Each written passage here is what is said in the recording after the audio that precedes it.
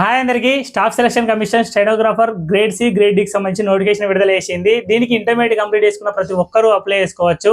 ఈ వీడియోలో మనం ఏజ్ లిమిట్ ఏంటి, ఏజ్ రిలాక్సేషన్ ఎట్లుంది, ఎట్లా అప్లై చేసుకోవాలి, దీనికి ఏమేమి సర్టిఫికేట్స్ అవసరం ఉంటాయి, అట్లాగే సెలక్షన్ ప్రాసెస్ ఏ విధంగా ఉంది, ఎగ్జామ్ సిలబస్ ఏంటి అనే దాని గురించి పూర్తిగా తెలుసుకుందాం. వీడియోలో మనకు నోటిఫికేషన్లో ఫస్ట్ పేజ్ అనేది ఈ విధంగా ఉంది. ఈ ఫస్ట్ పేజ్లో మనం అప్లికేషన్స్ అనేది ఎప్పటి నుంచి ఎప్పటి వరకు ఉంది అనే దాని గురించి ఇచ్చిండు. ఆన్లైన్ అప్లికేషన్ స్టార్టింగ్ డేట్ అనేది 24 ఏప్రిల్ నుంచి స్టార్ట్ అయింది, అంటే ఆల్రెడీ స్టార్ట్ అయిపోయినాయి. May 15 అనేది లాస్ట్ డేటు.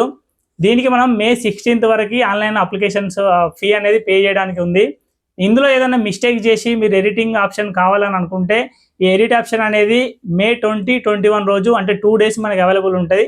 దీన్ని అవసరం లేకుండా మీరు ముందుగానే ఏదైతే సబ్మిట్ చేస్తారో సబ్మిట్ చేసే ముందే అన్నీ కరెక్ట్ ఉన్నాయా లేదా అని ఖచ్చితంగా చూసుకున్న తర్వాతనే సబ్మిట్ ఆప్షన్ అనేది క్లిక్ చేయండి. లేదంటే మళ్ళీ ఆ తర్వాత ఒక 5 days వెయిట్ చేసి ఆ 2 days మీరు మళ్ళీ ఇబ్బంది పడాల్సి ఉంటుంది. దీనికి కూడా సపరేట్ ఫీ అనేది కూడా మనకు మెన్షన్ చేసారు. ఒక 200 నుంచి 500 అట్లా ఉన్నది.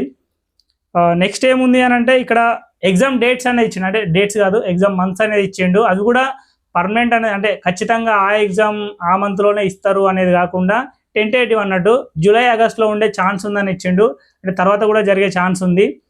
దాని తర్వాత మనకి ఇక్కడ టోల్ ఫ్రీ నెంబర్స్ ఇచ్చారు. ఏదన్నా ఇబ్బంది ఉన్నది అని అంటే మీరు కాల్ చేసి అడగచ్చు ఎంక్వైరీ కోసం అని. దీని తర్వాత మనకు సెకండ్ పాయింట్ అనేది వేకెన్సీ గురించి ఇచ్చిండు. వేకెన్సీ ఏముంది అని అంటే మొత్తం 731 వేకెన్సీ అనేది ఉంది. 731 వేకెన్సీ లాస్ట్ వరకు ఇట్నే ఉంటుందా అంటే కాదు, ఇది పెంచొచ్చు. ఎందుకంటే లాస్ట్ టైం నుంచి మనకు లాస్ట్ 2-3 years నుంచి ఎస్ఎస్సి ఏదైతే నోటిఫికేషన్ విడుదల చేస్తుందో అందులో ఇచ్చిన పోస్టులే కాకుండా ఖచ్చితంగా లాస్ట్ వరకు పెంచుతుంది. ఇందులో కూడా పెంచుతుందని అనుకుంటున్నాం, కానీ పెంచొచ్చు పెంచకపోవచ్చు. కానీ ఇక్కడ ఏమి ఇచ్చిండు అని అంటే మిగతా ఏ డిపార్ట్మెంట్స్ ఉన్నాయో అందులో మనకి ఏదైనా వేకెన్సీ ఉందా లేదా అనే దాని గురించి సెర్చ్ చేస్తున్నారు. సో ఆల్మోస్ట్ పెంచే ఛాన్సే ఉంది. పాయింట్ 3లో ఇచ్చిండు ఏమేమి పోస్టులు ఉన్నాయనే దాని గురించి ఇచ్చిండు. ఈ పోస్టులు అనేది మనకు షార్ట్కట్లో ఇచ్చిండు. దీనికి సంబంధించిన అబ్రివేషన్స్ అనేది ఇందులో ఉన్నది. ఇందులో పోస్టుల గురించి ఏమంటే స్టెనో గ్రేడ్ సి గ్రేడ్ డికి సంబంధించి పోస్టులు ఉన్నాయని మనకు ఇందులో మెన్షన్ చేసిండు. 5th పాయింట్లో ఏజ్ లిమిట్ అనేది ఇచ్చిండు. ఏజ్ లిమిట్ August 1, 2026 వరకు ఎవరి ఏజ్ ఉందో వాళ్ళు అప్లై చేసుకోవచ్చు, అంటే 18 సంవత్సరాలు నిండి ఉంటాయో వాళ్ళు అప్లై చేసుకోవచ్చు అని ఇచ్చిండు. ఇది బెస్ట్, ఎందుకంటే ఆగస్టు వరకు కూడా మనకు ఛాన్స్ ఇచ్చింది. ఆగస్టు లోపు ఎవరైతే 18 years కంప్లీట్ అవుతుందో వాళ్ళందరూ అప్లై చేసుకోవచ్చు అన్నట్టు. దీనికి సంబంధించి ఏజ్ రిలాక్సేషన్ కూడా ఇచ్చిండు.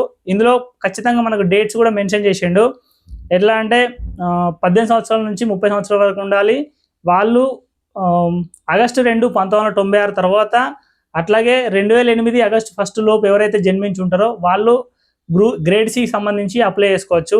గ్రేడ్ డికి సంబంధించి 18 సంవత్సరాల నుంచి 27 సంవత్సరాలకి ఏజ్ ఉండాలి. అట్లాగే వాళ్ళు 1999 August 2 తర్వాత, అట్లాగే 2008 August 1 లోపు జన్మించి ఉన్న వాళ్ళు దీనికి అప్లై చేసుకోవచ్చు. ఏజ్ రిలాక్సేషన్ అనేది ఇక్కడ మనకు మెయిన్, ఎందుకంటే SC ST అభ్యర్థులకి 5 years ఏజ్ రిలాక్సేషన్ ఉంది. OBC అభ్యర్థులకి 3 years ఏజ్ రిలాక్సేషన్ ఉంది. ఎవరైతే అన్రిజర్వ్డ్ అట్లాగే EWS ఫిజికల్ హ్యాండిక్యాప్డ్ పర్సన్స్ ఉంటారో వాళ్ళు 10 years ఏజ్ రిలాక్సేషన్ ఉంది. అంటే మనకు 30 ఉన్న దగ్గర 40 వరకు ఏజ్ రిలాక్సేషన్, అంటే ఏజ్ ఉన్న వాళ్ళందరూ అప్లై చేసుకోవచ్చు అన్నట్టు. నెక్స్ట్ SC STకి సంబంధించి దివ్యాంగులు ఎవరు ఉంటారో వాళ్ళు 15 years మెన్షన్ చేసారు. OBC అయితే 13 years ఏజ్ రిలాక్సేషన్ అని ఇచ్చిండు ఇందులో. దీని తర్వాత ఎక్స్ సర్వీస్ మ్యాన్ ఇవన్నిటి కూడా ఇచ్చిండు. అప్లై అనేది ఆన్లైన్లో చేసుకోవాలి, ఆన్లైన్ మోడ్లో మాత్రమే అప్లై చేసుకోవడానికి అవకాశం ఇచ్చిండు. మనకు పాత వెబ్సైట్ ఏదైతే ఉండేనో ssc.nic.in అనే వెబ్సైట్ ఉండేనో అది కాకుండా కొత్త వెబ్సైట్ అనేది మనకి ఇచ్చారు. ఖచ్చితంగా కొత్త వెబ్సైట్లో మీరు OTR చేసుకొని దాని ప్రకారమే మీరు అప్లై చేయడానికి ఛాన్స్ ఉంది. కొత్త వెబ్సైట్ ఏంటి అని అంటే ssc.gov.in. మీరు వేరే వెబ్సైట్లోకి వెళ్ళి అనవసరంగా అప్లై చేసి మనీ అనేది వేస్ట్ చేసుకోకండి. పాత వెబ్సైట్ అనేది తీసేసి కొత్త వెబ్సైట్ ఇచ్చారు, దాని ద్వారా మాత్రమే అప్లై చేసుకోవడానికి ట్రై చేయండి. దీనికి ఆన్లైన్ అప్లికేషన్ లాస్ట్ డేట్ అనేది మనకు May 15 అనేది ఆల్రెడీ ఇచ్చారు. దీనికి లాస్ట్ డే వరకు మీరు వెయిట్ చేయొద్దు. ఎందుకనంటే లాస్ట్ డేట్ వరకు వెయిట్ చేసి నేను లాస్ట్ ఒక 2 days ముందు అప్లై చేసుకుంటా అని అనుకుంటే లాస్ట్ సర్వర్ బిజీ వచ్చే ఛాన్స్ ఉంది. అందుకనే లాస్ట్ డేట్ వరకు మీరు వెయిట్ చేయకండి, ఖచ్చితంగా ముందే అప్లై చేసుకోవడానికి ట్రై చేయండి. ఇందులో నెక్స్ట్ ఏం ఇచ్చిండంటే మనకు OTR అనేది ముందే అప్లై చేయాలని ఇచ్చిండు, ముందే మనం ఎడిట్ చేసుకోవాలని ఇచ్చిండు. పాత వెబ్సైట్ ఇదంతా ఓకే. తర్వాత ఒక్కసారి మీరు OTR అప్డేట్ చేసిరు అని అంటే నెక్స్ట్ వచ్చే ఎస్ఎస్సి ఎగ్జామ్స్ ఏమేమి ఉంటాయో వాటన్నిటికీ ఇది ఎలిజిబుల్ అవుతుంది. ఇందులో మనం ఆధార్ అథెంటికేషన్ ఇస్తే చాలా మంచిదని మనం మెన్షన్ చేశారు. ఎందుకు అని అంటే మీరు ఒకవేళ ఫోటో ద్వారా కదా లేదా సిగ్నేచర్ ద్వారా ఇచ్చిరు అనుకుంటే తర్వాత మీకు మిస్ మ్యాచ్ అయ్యే ఛాన్సెస్ ఉంటాయి. కాబట్టి ఆధార్ అథెంటికేషన్ ఇస్తే చాలా బెటర్ అని మనకి ఇందులో మెన్షన్ చేశారు. తర్వాత ఈ మీరు ఏదైతే ఫోటో ద్వారానో సిగ్నేచర్ ద్వారానో ఇస్తే అది రిజెక్ట్ అయ్యే ఛాన్స్ ఉందని కూడా ఇందులో మనకి మెన్షన్ చేశారు. దీనికి ముందుగా ఫోటో అనేది అప్లోడ్ చేయాల్సిన అవసరం లేదు. లైవ్లో ఫోటో అనేది మనకు అందులో క్యాప్చర్ చేస్తుంది. లైవ్ ఫోటో తీసుకునేటప్పుడు ఇట్లా బ్యాక్గ్రౌండ్ అనేది కొంచెం నీట్గా క్లియర్గా ఉండేటట్టు చూసుకోండి. అట్లాగే కొంచెం లైటింగ్ ఉండేటట్టు చూసుకోండి.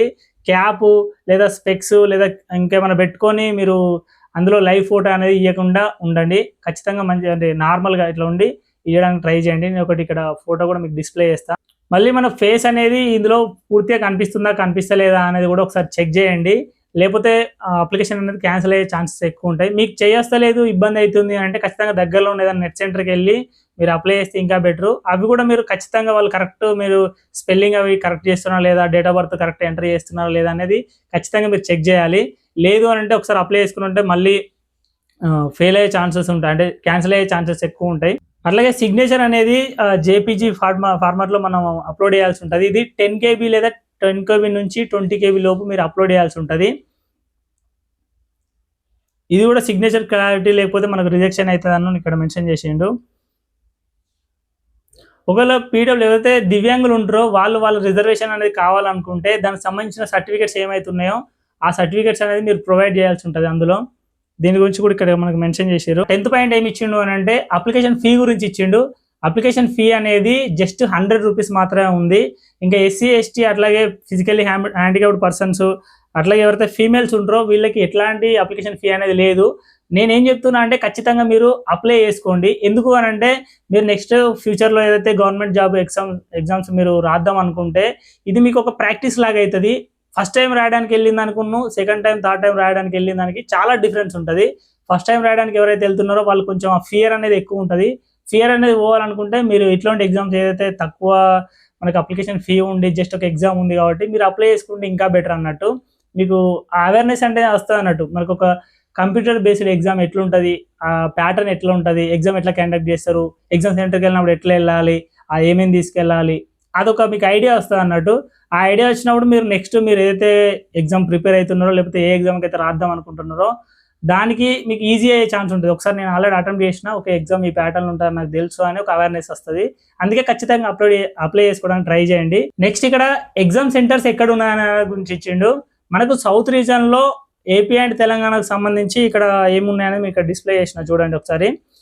ఇందులో మనకి గుంటూరు, కాకినాడ, కర్నూలు, నెల్లూరు, రాజమండ్రి, తిరుపతి, విజయవాడ, విశాఖపట్నం అట్లాగే విజయనగరం, పాండిచ్చేరి ఇక్కడ ఇవైతే చెన్నైకి సంబంధించి ఉన్నాయి. నెక్స్ట్ హైదరాబాద్, కరీంనగర్, వరంగల్, శ్రీకాకుళం ఇక్కడ అన్ని ప్లేస్లలో మనకు ఎగ్జామ్ సెంటర్స్ అనేది మనం తర్వాత చూస్ చేసుకోవడానికి ఛాన్స్ ఉంది.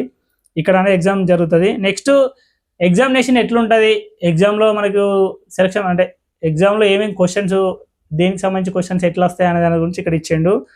జనరల్ ఇంటెలిజెన్స్ అట్లాగే రీజనింగ్కి సంబంధించి క్వశ్చన్స్ అనేది 50 క్వశ్చన్స్ వస్తున్నాయి, 50 మార్క్స్.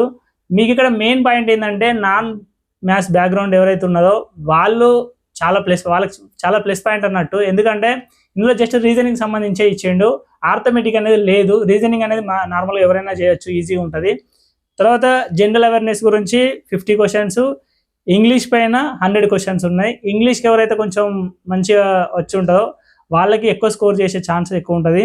ఇందులో మెయిన్ పాయింట్ ఏంటంటే సెక్షన్ కట్ ఆఫ్ ఇచ్చిండు. సెక్షన్ కట్ ఆఫ్ అంటే ఏంటిది అని అంటే ఇప్పుడు ఫస్ట్ 50 క్వశ్చన్స్ ఉన్నాయి, తర్వాత 50 క్వశ్చన్స్ ఉన్నాయి. ఈ 50 క్వశ్చన్స్కి మీకు 30 మినిట్స్ అనేది టైం ఇచ్చిండు. ఈ 30 మినిట్స్లో మీరు 50 క్వశ్చన్స్ అటెంప్ట్ చేయాల్సిందే. ఎందుకు అని అంటే మీరు ఒకవేళ రివ్యూ పెట్టుకొని నేను లాస్ట్లో టైం మిగిలితే చేస్తా, లాస్ట్లో కొంచెం ట్రిక్కీ ఉన్న క్వశ్చన్స్ నేను లాస్ట్లో చేస్తా అని అనుకుంటే ఇక్కడ ఛాన్స్ ఉండదు. 30 మినిట్స్ అయిపోయాక మీకు ఆ పార్ట్ అనేది క్లోజ్ అవుతుంది, ఆ సెక్షన్ అనేది క్లోజ్ అయిపోయి నెక్స్ట్ సెక్షన్ అనేది ఓపెన్ అవుతుంది అన్నట్టు. అట్లా చేసి ఉండాలి అన్నట్టు. సో ఇది ఒకటైతే మీరు అబ్జర్వ్ చేయాలి. ఎగ్జామ్ అనేది 2 hours ఉంటుంది. ఫస్ట్ ఏవైతే 50 క్వశ్చన్స్ ఉన్నాయో వాటికి 30 మినిట్స్ టైము. నెక్స్ట్ 100 క్వశ్చన్స్ ఏవైతే ఇంగ్లీష్కి సంబంధించి ఇచ్చిండో దానిలో మనకు 50 మినిట్స్, ఓకే 60 మినిట్స్ అంటే 1 hour ఏమో ఇంగ్లీష్కి, రీజనింగ్ అట్లాగే జనరల్ అవేర్నెస్కి సంబంధించి 1 అవర్, ఆ రెండింటి కలిపి అంటే 30 మినిట్స్ వాటికి, 60 మినిట్స్ దీనికి ఇచ్చిండు. సో సెక్షన్ ఈ టైమింగ్ ఇచ్చిండు కాబట్టి కొంచెం జాగ్రత్త మనం ఎగ్జామ్ రాయాల్సి ఉంటుంది. నెక్స్ట్ ఇక్కడ ఇందులో సిలబస్ పర్టికులర్ ఏమి ఇస్తాడు అనే దాని గురించి ఇచ్చిండు. జనరల్ ఇంటెలిజెన్స్ అట్లాగే రీజనింగ్ సంబంధించి ఎట్లా ఇచ్చిండు అనేది, ఏమేమి మనకి ఇందులో టాపిక్స్ అడుగుతారు అనే దాని గురించి ఇచ్చిండు. Visualisation, space visualisation, problem solving, analysing, అట్లాగే జడ్జిమెంట్, డెసిజన్ మేకింగ్, అట్లాగే వర్బల్ అండ్ ఫిగర్ అబ్జర్వేషన్, ఇవన్నీ ఇచ్చిన, ఫిగర్ క్లాసిఫికేషన్ ఇవన్నీ ఇచ్చిండు అన్నట్టు. ఆర్థమెటిక్ అయితే రాదు, ఓన్లీ రీజనింగ్ సంబంధించి ఇచ్చిండు. జనరల్ అవేర్నెస్లో ఏమేమి అడుగుతారు అని గురించి ఇచ్చిండు. హిస్టరీ, స్పోర్ట్స్, కల్చరల్ యాక్టివిటీస్, వీటన్నిటిపైన క్వశ్చన్స్ మనకు ఫ్రేమ్ అవుతాయి.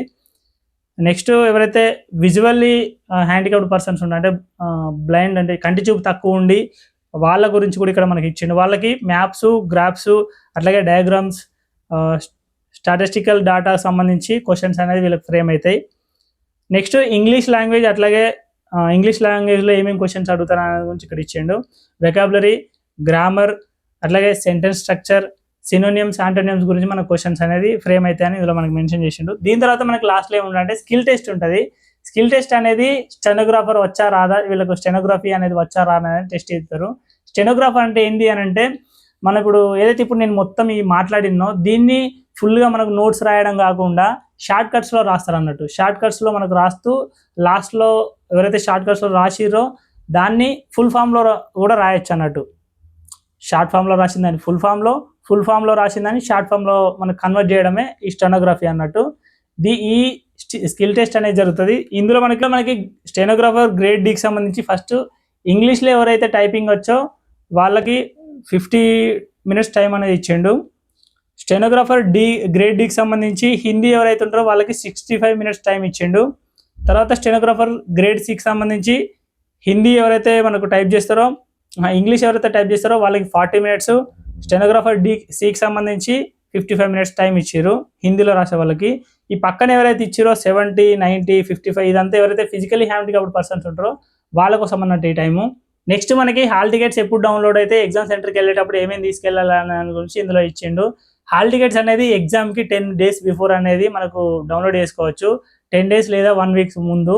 1 week కన్నా ముందు కూడా మీకు హాల్ టికెట్స్ రాలేదు అని అంటే మీరు దగ్గర ఉన్న రీజనల్ ఆఫీస్ దగ్గరికి వెళ్ళి ఈ కంప్లైంట్ రేజ్ చేయొచ్చు, నాకు ఇంకా రాలేదు, ప్రాబ్లం ఏందని తెలుసుకోవచ్చు.